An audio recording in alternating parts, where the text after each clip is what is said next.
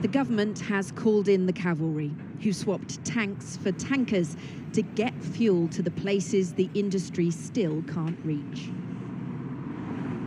And that's the southeast and London. This petrol station still dry this afternoon. The government insists it is targeting the areas in most need, saying more than half of the newly trained fuel delivery drivers are being deployed to terminals serving London and the southeast. Where there is fuel to be had, waits can be long, enough to try anyone's patience. It's ridiculous. It makes work harder, makes life harder. What's your work? I'm a photographer, okay. So lots of different clients traveling around.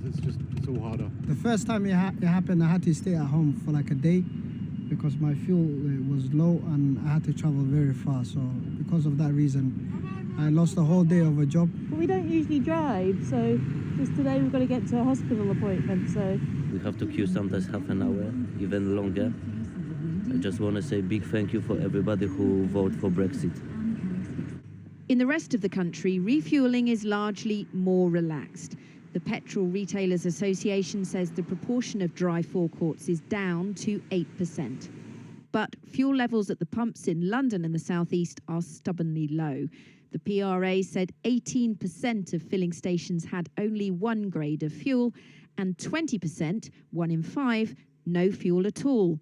The association predicts it could be another week to 10 days before things are back to normal.